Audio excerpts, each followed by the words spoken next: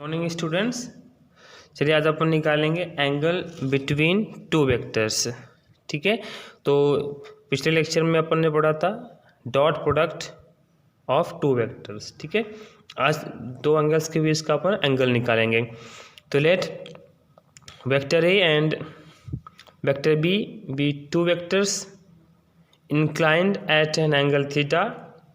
Then ये अपना पता है डॉट प्रोडक्ट होता है vector A dot vector B equal to mod of vector A and plus mod of vector into mod of vector B cos theta. Now this implies, इसी को solve कर लीजिए तो कॉस थीटा इक्वल टू हो जाएगा mod of vector A mod of vector B upon vector A dot vector B upon mod of vector A mod of vector B. यही जो होता है एंगल बिटवीन टू वेक्टर्स। इसी फार्मूले से अपन angle between two vectors find करेंगे। चलिए इसमें कुछ एग्जांपल्स लेके देख लेते हैं कि इसको कैसे निकालेंगे। If vector A equal to A1 cap I plus A2 cap J plus A3 cap K and vector B given है B1 cap I plus B2 cap J plus V3 cap K, okay, and V3 cap K. तो इनके बीच का जो पहले अपन क्या इसमें देखना है हमें किस किस चीज़ की रिक्वायरमेंट है। तो अपने को A डॉट बी चाहिए, तो अब आप A डॉट बी निकाल दो। तो vector A dot vector B, अब पिछले लेक्चर में हमने डॉट प्रोडक्ट पढ़ा था, तो आई का आई के साथ करते हैं। तो जब आई का आई के साथ करेंगे तो क्या हो जाएगा, that is A1 B1 plus A2 B2 plus A3 B3। जिनको दिक्कत हो रही है वो पिछला लेक्चर देख सकते हैं। A3 B3 मतलब I dot I cap J dot cap J and cap के डॉट कैप के कितना होता है 1। बाकी डिफरेंट नंबर से क्या हो जाता है 0। ठीक है, तो A डॉट बी आ गया। अब आपको मॉडुलस निकालना है, मॉडुलस ऑफ वेक्टर ए। तो मॉडुलस ऑफ वेक्टर ए क्या होता है ये आपको पता होगा। ठीक है, देखिए कैसे निकालते हैं। Modulus of vector A equal to under root cap i का कोफिशिएंट कितना है A1, that is A1 square plus A2 square plus A3 square. कितना हो गया mod of vector a. Same ऐसे ही अब आप निकाल दीजिए मॉड ऑफ वेक्टर बी। कितना हो जाएगा under root B1 square plus B2 square plus B3 square. Okay, सारी चीज़ें हमें नहीं मिल गई। A डॉट बी मिल गया, mod A and mod B मिल गया।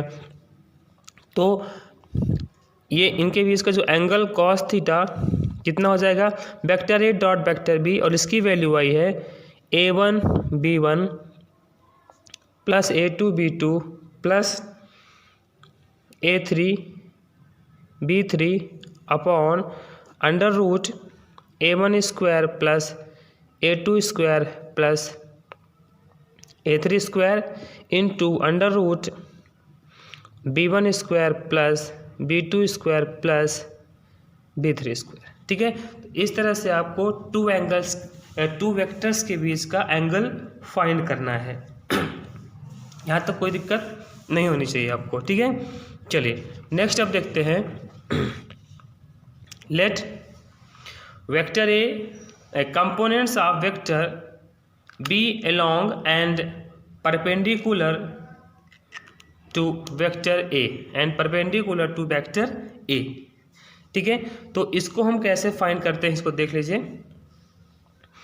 तो let vector A and vector B two vectors represented by O A vector and O B vector. यहाँ B ले लो आप, O B vector, and let theta with angle between vector A and vector B.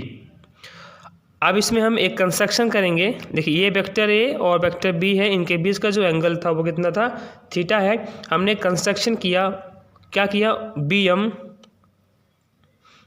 M perpendicular to O A. ठीक है, now in triangle O B M, अब आप ले लो O B M, we have, इसमें ट्रायंगल ना लगा दो तो क्या हो जाएगा, O B vector equal to O M vector plus O M B vector, ठीक है, O M vector plus M B vector. This implies O B कितना है, वेक्टर बी है, equal to O M vector plus M B vector. Thus O M and M B are components of vector B along A and perpendicular to vector A respectively, a पे perpendicular, ठीक है। हमने इसकी बात करी भी थी, आप पहले भी इसकी बात हम कर चुके हैं। O M and M B are components of vector B along A and perpendicular to vector A respectively, ठीक है। तो ओ एम और ओ बी क्या होगी, components of vector B along A होंगे and perpendicular to vector A. Okay, now अब आप यहाँ से क्या करेंगे, नाउ अब आप देखो यहाँ से ओ एम वेक्टर निकालना है अपने को। ओ एम वेक्टर कितना होगा, O M vector equal to, इसको कंपोनेंट्स फॉर्म में कैसे लिखेंगे, O M cap A, unit vector हमने यहाँ पे क्या लिया है, कैप ए लिया है, तो कितना कितना हो गया, O M cap A equal to, अब देखिए ओ एम, हमें ओ एम की वैल्यू फाइंड करना है, ठीक है। तो यहाँ पर देख लो, इसको रफ वर्क में करते हैं, ओ एम इक्वल टू, यह सिंपल सी बात है, आप ऐसा करें, O M upon O B equal to, that is base upon hypotenuse कितना होता है, कॉस थीटा। तो कितना हो जाएगा, O M equal to O B cos theta. Okay, इतना हो गया, ठीक है। तो O M upon O B equal to cos theta, that is O M equal to O B cos theta. तो यहाँ पर हम क्या ले सकते हैं, ओ एम के प्लेस में, ओ एम के प्लेस में ले सकते हैं O B cos theta into cap A. Now equal to O B कितना है, vector B, mod vector B cos theta into cap A, ठीक है। Now equal to mod of vector B. अब अपन जानते हैं कॉस थीटा की value, cos theta की वैल्यू क्या होती है, कॉस थीटा की वैल्यू होती है vector A dot vector B upon mod vector A mod vector B into cap ए। और कैप ए आपको पता होगा, कैप ए क्या होता है, यूनिट वेक्टर। यूनिट वेक्टर की डेफिनेशन बताते हैं आपको हम, वेक्टर बी से वेक्टर बी कैंसिल हो गया, कितना बचा, vector A dot vector B upon mod vector A into, अब आप एक यूनिट वेक्टर की डेफिनेशन होती है, unit vector cap A equal to होता है vector A upon mod of vector A. तो यहाँ पर कैप ए के प्लेस में क्या लिख देंगे, vector A upon mod of vector A, ठीक, कितना हो जाएगा, vector A dot vector B, ठीक है, vector A dot vector B upon mod vector A that is mod of vector A का स्क्वायर इंटू वेक्टर ए। ये हो गया, ठीक है। ये क्या होता है, यही होता है components of vector B along and perpendicular to vector A. इसी का उल्टा कर देंगे, components of vector A along and perpendicular to vector B, तो यहाँ पर अल्टरनेट हो जाएंगे, यहाँ पर बी हो जाएगा और यहाँ पर बी और यहाँ पर भी बी हो जाएगा, ठीक है। अब यहाँ पर क्या था, b along and perpendicular to a था। अब आप इसी तरह से अपन निकाल सकते हैं किसका, vector A along and perpendicular to vector B, इसको भी हम ऐसे निकाल सकते हैं, ठीक है। तो ए डॉट बी अपॉन कितना हो जाएगा, vector mod of vector B square mod of vector B, ठीक है। तो इस तरह से इन क्वेश्चंस को अपन सॉल्व करते हैं। अब नेक्स्ट जो है आपका, ये तो कंप्लीट हो गया, ये आपसे बन जाना चाहिए। चलिए नेक्स्ट अपन देखते हैं वेक्टर प्रोडक्ट या इसी को बोलते हैं क्रॉस प्रोडक्ट, ठीक है। वेक्टर प्रोडक्ट और क्रॉस प्रोडक्ट। तो वेक्टर प्रोडक्ट क्या होगा, let vector A and vector B be two non zero vectors, then the vector product vector A cross vector B, इसको ऐसे डिनोट करते हैं। इसके पहले हमने जो डॉट प्रोडक्ट पढ़ा था तो किससे डिनोट करते थे, vector A dot vector B से, दैट इज स्केलर प्रोडक्ट को डॉट से और वेक्टर प्रोडक्ट को क्रॉस से, सॉरी डॉट से स्केलर प्रोडक्ट को और क्रॉस से वेक्टर प्रोडक्ट को, ए क्रॉस बी।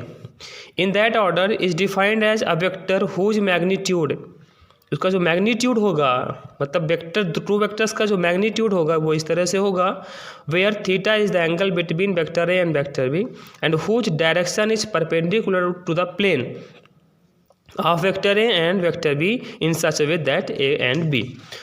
तो कैसे डिफाइन होता है, vector A cross B equal to vector mod of vector A mod of vector B and sine theta.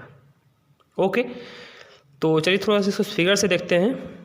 ये हमने वेक्टर्स लिया है, vector A and vector B, और इसकी ये डायरेक्शन है, एंड डायरेक्शन को कैसे लिखा हमने, कैप एन से, एंड इंक्लाइन कितना कर रहा है एंगल, थीटा।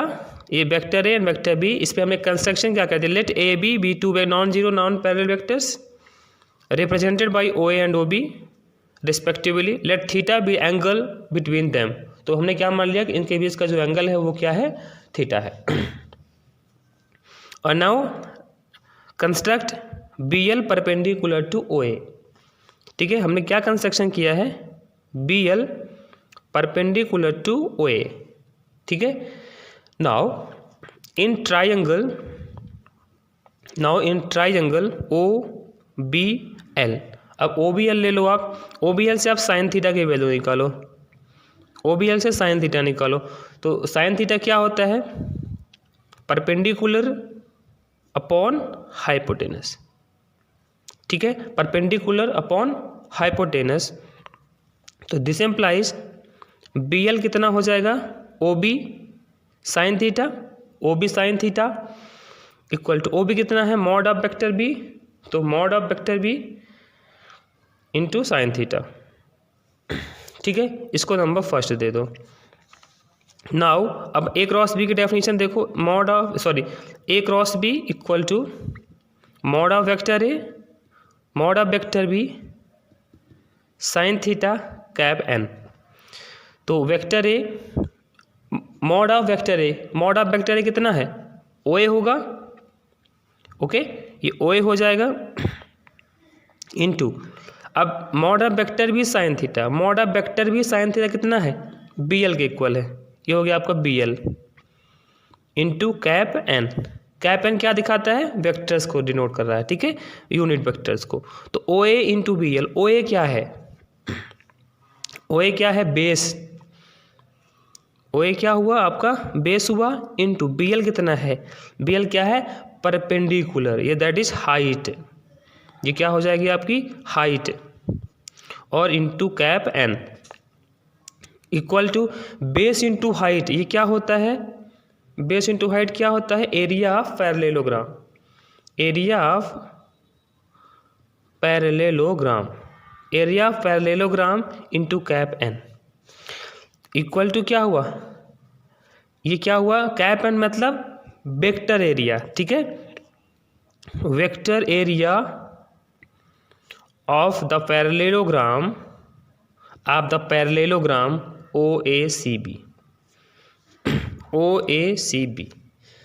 means that, इसका मीन्स क्या हुआ, इसका मीन्स हुआ A cross B is a vector whose magnitude is equal to the area of the parallelogram having vector A and vector B as its adjacent sides and whose direction cap n is perpendicular to the plane of vector A and vector B such that vector A vector B cap n form a right handed system, ठीक है।